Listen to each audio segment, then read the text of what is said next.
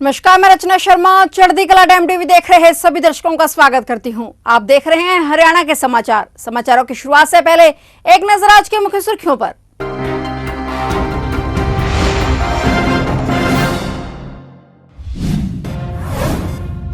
भारतीय राजनीति के किंग मेकर चौधरी देवीलाल का जन्मदिन। सीएम मनोहर लाल ने चौधरी देवीलाल की जयंती पर उन्हें किया नमन।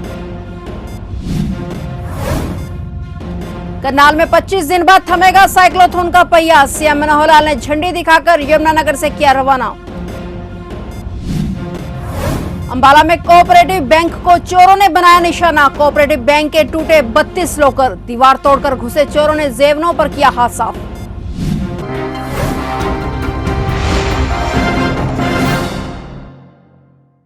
और अब समाचार विस्तार से।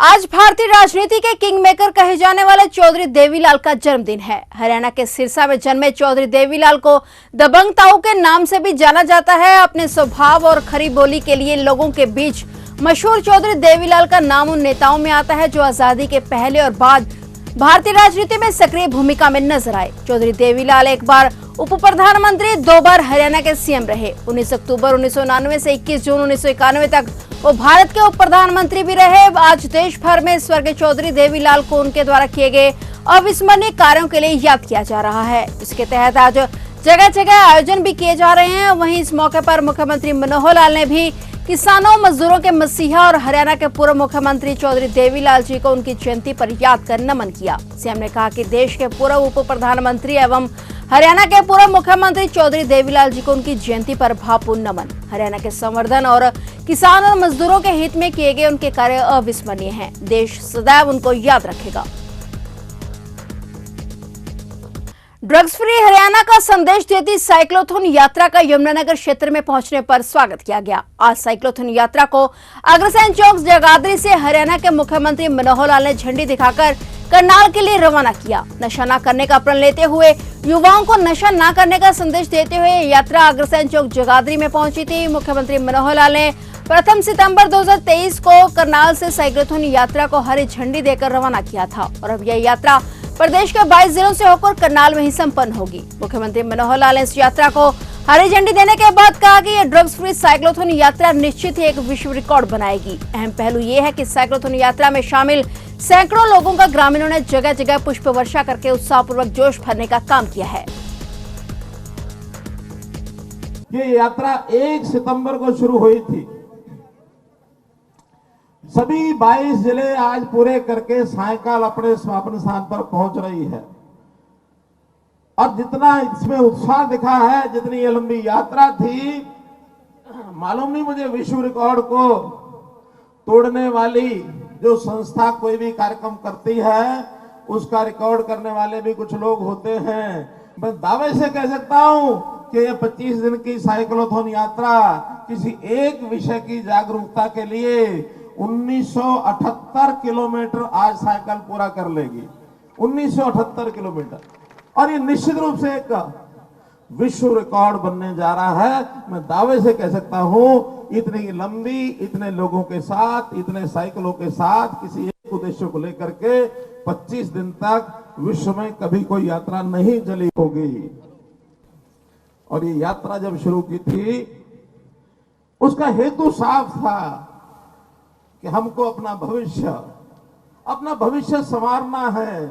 संवारा तब जाता है जब कोई गड़बड़ शुरू हो जाती है, और एक गड़बड़ हमारे देश के, प्रदेश के लोगों में, खास करके हमारे युवा युवतियों में जो हमको देखने को मिली कि ड्रग्स का इस्तेमाल, मादक पदार्थों का इस्तेमाल, नशे की चीजों का इस्तेमाल, ये धीरे धीरे बढ़ता जा रहा है।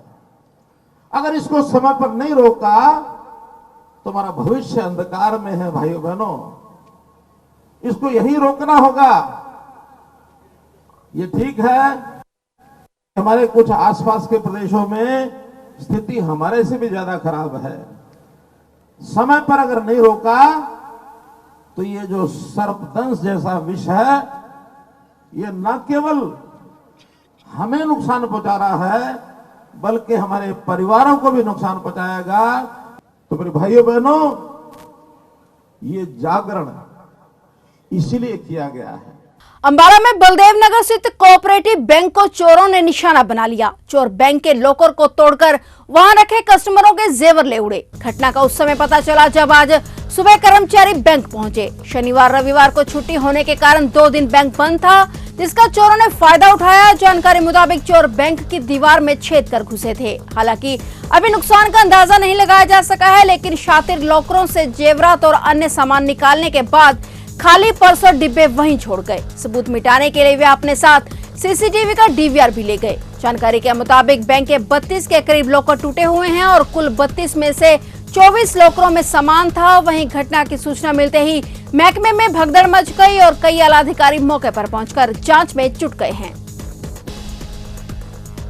कैथल में आज ताऊ देवीलाल जयंती पर इनेलो की राज्य स्तरीय रैली का आयोजन किया गया। इनेलो की इस महारैली में कई राज्यों के नेता शिरकत करने पहुंचे। नेताओं के लिए 2 मुख्य मंच तैयार किए गए, जिस पर वीवीआईपी और वीआईपी नेताओं के लिए कुर्सियां लगाई गई। इस दौरान महारैली में इनेलो ने अपना शक्ति प्रदर्शन करते हुए आने वाले चुनावों में इनेलो की सरकार बनने का दावा किया। वहीं इनेलो की रैली को लेकर जिला प्रशासन की ओर से भी आवश्यक तैयारियां की गई। सुरक्षा के व्यापक इंतजाम के साथ ही रैली स्थल पर ही हेलीपैड बनाया गया। इसको लेकर जिला पुलिस प्रशासन को आयोजकों की तरफ से पहले ही जानकारी दी गई थी। नियमों के मुताबिक महारैली में पुलिस कर्मियों और एस्कॉर्ट की ड्यूटियां लगाई गई। सम्मान दिवस रैली में विपक्षी दलों के महागठबंधन INDIA के कई बड़े नेताओं के पहुंचने के दावे किए जा रहे थे, लेकिन इनेलो पार्टी नेताओं के अलावा किसी दल का कोई बड़ा चेहरा इनेलो की इस बड़ी रैली में शामिल नहीं हुआ। वहीं खबरों की माने तो बिहार के मुख्यमंत्री नीतीश कुमार को इस रैली का चीफ गेस्ट बनाया गया था, लेकिन वह रैली में शामिल नहीं होंगे। वहीं इस रैली में भीम आर्मी चीफ चंद्रशेखर आजाद और जम्मू कश्मीर के पूर्व मुख्यमंत्री इनेलो के इस बड़े मंच पर मौजूद रहे।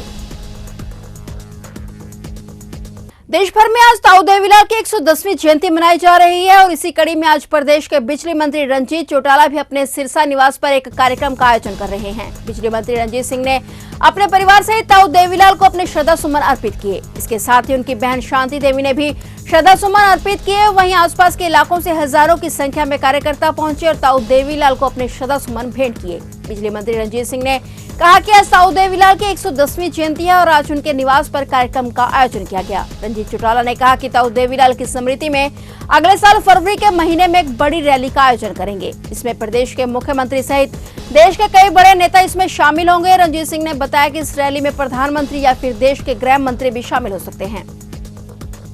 देखिए, मन में श्रद्धा होनी चाहिए। आप घर में बैठ के कर लो, बाहर कर लो, रैली में कर लो, किसी उनके स्टेचू पे जाके कर लो, वो सबके आदमी लगते हैं। उन्होंने हरियाणा में जो करा है कोई कर नहीं सकता।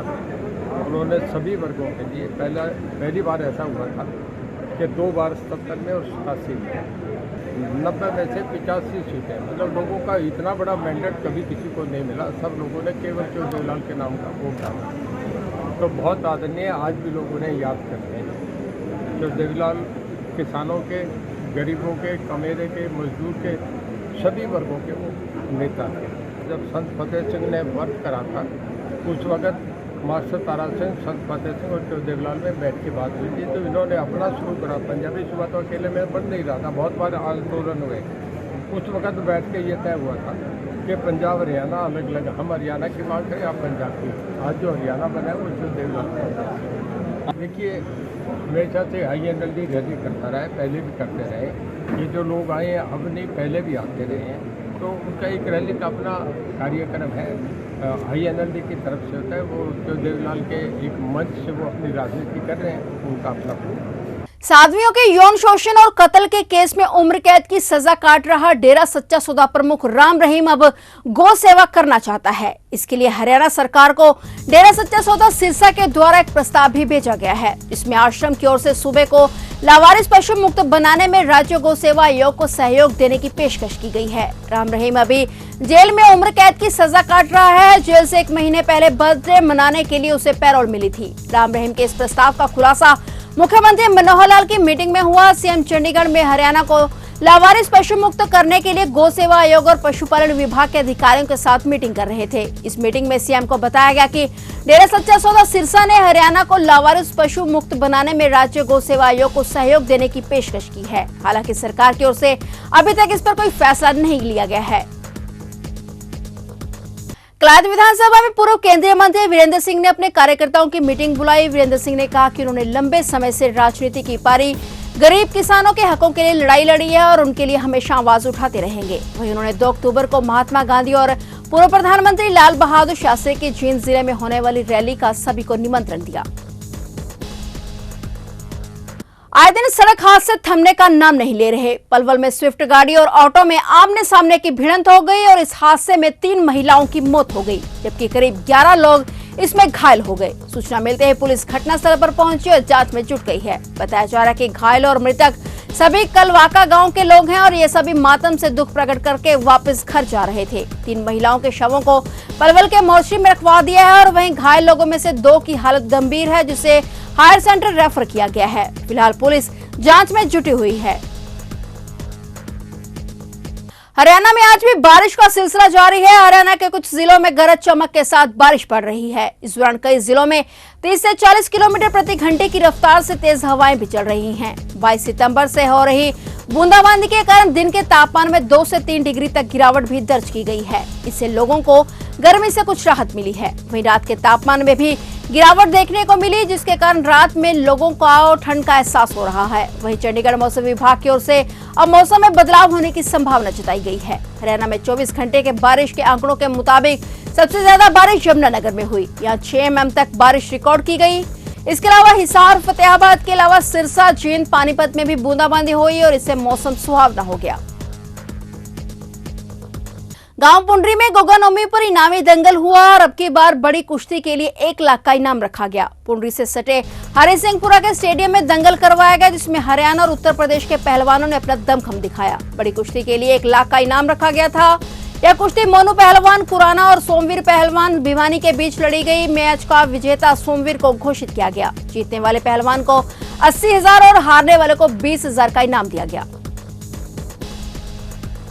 फिलहाल हरियाणा के समाचारों में इतना ही और नए समाचारों के साथ फिर से हाजिर होंगे। तब तक के लिए देखते रहिए चढ़ती कला टाइम टीवी।